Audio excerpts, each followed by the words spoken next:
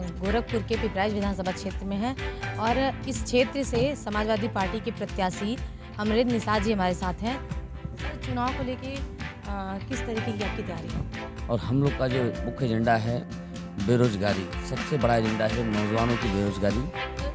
स्वास्थ्य और शिक्षा को लेकर के आपकी क्या है रणनीति? आपकी तरफ से, आपकी पार्टी की तरफ से क्या कुछ है स्वास्थ्य और शिक्षा? गांव में लोग जिसके घर गाड़ियां होती थी और अपना विनती करने निवेदन करने जाते थे, लेकिन सभी लोग सहयोग नहीं करने को तैयार होते थे। ऐसे में तमाम लोगों की जान चली जाती थी। लेकिन इस पीड़ा को हमारे नेता ने समझा और 102 नंबर देकर उन 108 नंबर जो एम्बुलेंस चला, सड़क पर दुर्घटना जब हो जाती थी वहाँ भी कोई जल्दी उठाने वाला नहीं मिलता था। नमस्कार, मैं हूं निधि सिंह। आप देख रहे हैं पूर्वांचल टीवी। इस वक्त हम गोरखपुर के पिपराइच विधानसभा क्षेत्र में हैं और इस क्षेत्र से समाजवादी पार्टी के प्रत्याशी अमृत निषाद जी हमारे साथ हैं। चुनाव को लेकर के क्या इनकी रणनीति है, क्या कुछ तैयारियां, इनसे बातचीत करते हैं। सर, बहुत बहुत स्वागत है आपका पूर्वांचल टीवी पे। धन्यवाद। सर, चुनाव को लेके किस तरीके की आपकी तैयारी है?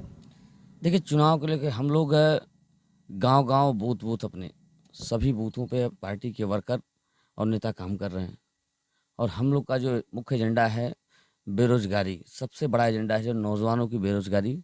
दूसरा है किसान, जो किसानों की फसलों का मूल्य समय से नहीं मिल पाता, उनकी फसल बिक्री नहीं हो पाती समय से और लगातार किसानों के खेतों में जो नुकसान हो रहा है, उन सब चीज़ों को लेके हम लोग जनता के बीच में जा रहे हैं। और बाकी हमारे पार्टी के मैनिफेस्टो की जो चीज़ें हैं, चाहे वो 300 यूनिट बिजली का हो, सिंचाई मुफ्त का हो, लैपटॉप का, समाजवादी पेंशन 18,000 रुपये सालाना का और आईटी सेक्टर में 22 लाख रोज नौकरी का, ऐसे तमाम मुद्दों को लेके हम लोग क्षेत्र में जा रहे हैं जनता के बीच में। तो सर, क्षेत्र में आप जा रहे हैं तो जनसंपर्क कर रहे हैं, लोगों से मिल रहे हैं, तो किस तरीके का फीडबैक आपको मिल रहा है?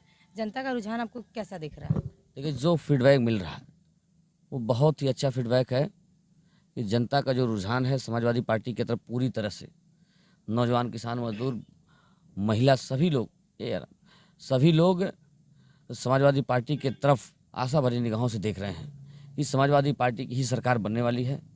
और माननीय अखिलेश यादव जी जब मुख्यमंत्री थे, उनके शासनकाल में जितने अच्छे किसानों, नौजवानों, मजदूरों के लिए काम हुआ था, महिलाओं के लिए जो काम हुआ था, उन सब चीज़ों को देखते हुए सभी वर्गों का, सभी जात धर्म का लोगों का वोट समाजवादी पार्टी की तरफ जा रहा है।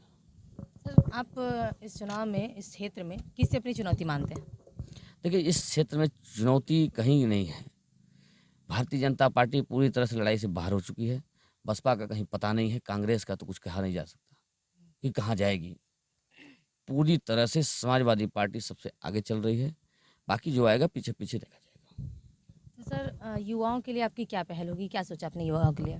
तो युवाओं के लिए जो हमारे नेता ने सोचा है, उस कड़ी में 22 लाख जो आईटी सेक्टर में सबसे पहले रोजगार के लिए हमारे राष्ट्रीय अध्यक्ष ने कहा है और बाकी तमाम विभागों और योजनाओं के तहत नौजवानों को रोजगार देना, उन्हें कहीं न कहीं एडजस्ट करना, इन सब चीज़ों को लेकर हम लोग नौजवानों के बीच में जा रहे हैं। नौजवान उत्साहित है पूरी तरह से कि समाजवादी पार्टी आएगी तभी रोजगार मिलेगा। चाहे वो अनुदेशक भर्ती जो परीक्षा टीचरों का हुआ हो, टीटी में आपने देखा, चाहे वो शिक्षा मित्र का जो टीचर हुए थे लोग, ये सभी लोग चाहते हैं समाजवादी पार्टी की सरकार बने। सर, स्वास्थ्य और शिक्षा को लेकर के आपकी क्या है रणनीति? आपकी आपकी तरफ से, आपकी पार्टी की तरफ से क्या कुछ है स्वास्थ्य और शिक्षा को? देखिए, स्वास्थ्य व्यवस्था जो समाजवादी पार्टी में थी, सबसे पहले स्वास्थ्य व्यवस्था आप खुद देख लीजिए, 108 और 102 एम्बुलेंस देकर राष्ट्रीय अध्यक्ष जी ने हमारे जब मुख्यमंत्री थे 2012 से 17 के बीच में, उन्होंने जो जनता को सहयोग करने का काम किया सीधे। आप जानते होंगे जब कहीं गाँव में दूर सड़कों से होता था, अस्पतालों से दूर होता था, वहाँ अगर कोई घटना हो जाती थी या किसी माँ-बहन की प्रसव पीड़ा हो जाती थी, गाँव में लोग जिसके घर गाड़ियाँ होती थी, अपना विनती करने, निवेदन करने जाते थे, लेकिन सभी लोग सहयोग नहीं करने को तैयार होते थे। ऐसे में तमाम लोगों की जान चली जाती थी। लेकिन इस पीड़ा को हमारे नेता ने समझा और 102 नंबर देकर उन माँ-बहनों को एक अच्छी मदद देकर उन्हें समय से इलाज और प्रसव पीड़ा में सहायता करने का काम समाजवादी पार्टी ने किया। 108 नंबर जो एम्बुलेंस चला, सड़क पे दुर्घटना जब हो जाती थी, वहाँ भी कोई जल्दी उठाने वाला नहीं मिलता था, अस्पताल ले जाने वाला कोई नहीं मिलता था। लेकिन तब अखिलेश यादव जी की 108 नंबर एम्बुलेंस जाकर सबको सुचारू रूप से इलाज कराने का काम और उनका सहयोग करने का काम 108 नंबर ने अखिलेश यादव जी ने किया। तो सर, जैसे कि अभी आपने कहा कि थोड़ी देर पहले फ्री में बिजली देने की बात और जो भी आपके मुद्दे हैं, तो ऐसे में कांग्रेस पार्टी भी जो है ये स्कूटी और तमाम चीज़ें देने की बात करें, कर्जा माफ़ कर देंगे, ये सब चीज़ें कह रही हैं। तो क्या लगता है कि किस तरीके का प्रभाव पड़ने वाला है इस चुनाव में आपको? देखिए, ये कांग्रेस और भारतीय जनता पार्टी, ये दोनों भाई हैं। ये केवल जुमलों वाली पार्टियां हैं। कांग्रेस हो या भाजपा हो, ये कुछ करने वाले नहीं हैं। ये केवल उनके नेता का पता नहीं, उनके लोगों का पता नहीं। जनता पूरी तरह से चाहती है उत्तर प्रदेश में समाजवादी पार्टी की सरकार बने। क्या ये सरकार जातिवादी था? क्योंकि ये लोग कहते हैं कि राम मंदिर बना दिया और हिंदू इस सरकार में धर्म अधर्म की बात होती है। क्या लगता है आपको ऐसा? देखिए, मंदिर का जो बात है, हम हिंदू हैं, हमें गर्व है हिंदू होने पर। आप जानती हैं कि राम जी को, ये भारतीय जनता पार्टी के लोग कहते हैं हम राम जी को लाए हैं। आप जानते हैं कि राम जी की कोई किसी की हैसियत नहीं है, मेरी या किसी की हैसियत नहीं जो राम जी को ला सके।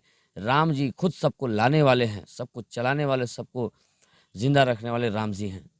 राम जी कोई ला नहीं सकता, राम जी सबको लाते हैं। और रहा सवाल राम मंदिर का, उसे तो सुप्रीम कोर्ट के फैसले, जो लगातार काफ़ी जो मुकदमा कोर्ट में था, सुप्रीम कोर्ट ने फैसला देकर राम मंदिर बनाने का निर्णय लिया। मस्जिद के लिए जो अलग स्थान दिया, ये सुप्रीम कोर्ट का फैसला है। भारतीय जनता पार्टी का कहीं से कोई फैसला इसमें नहीं है। महंगाई बेरोजगारी को लेकर आप क्या कहना चाहेंगे? महंगाई आप देख लीजिए, रसोई घर में पहले, सबसे पहले रसोई घर में घुस चलिए।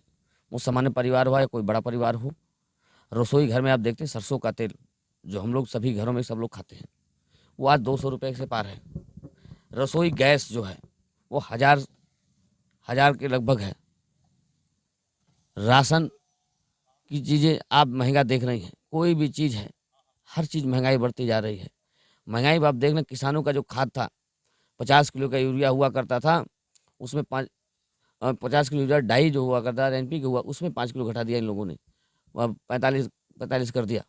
लगातार दाम बढ़ाया भी, वजन भी कम किया खाद में इन लोगों ने। ये महंगाई पूरी तरह से बढ़ाने के चक्कर में है, ये देश को गुलामी की तरफ ले जा रहे हैं। सर, अगर आप जीत करके आते हैं इस क्षेत्र में, तो इस क्षेत्र की जनता के लिए प्राथमिकताएं क्या होंगी आपकी? क्या सबसे पहले आप करना चाहेंगे? देखिए, हम आपको बता दें कि सबसे पहले मैं बता दूं आपको, किसी भी स्थान को, गांव को तरक्की के लिए सबसे ज़रूरी है शिक्षा। सबसे पहला काम हम लोग शिक्षा के लिए करेंगे कि जो गांव के प्राइमरी विद्यालय हैं, उन विद्यालयों को सुचारू रूप से और अच्छी तरीके से, जिस तरह से जिसमें बड़े लोगों के बच्चे कॉन्वेंट स्कूल में जो पढ़ते हैं, उस तरह की व्यवस्था प्राइमरी विद्यालय में कराने का प्रयास करके गरीबों किसानों के बच्चे प्राइमरी स्कूल से, आप देखते होंगे आज के, पहले चले जाइए 30 साल 40 साल पहले, तो प्राइमरी स्कूल से पढ़े हुए तमाम लोग बड़े बड़े पदों पर पहुंच के देश की सेवा की है और देश की सेवा कर रहे हैं।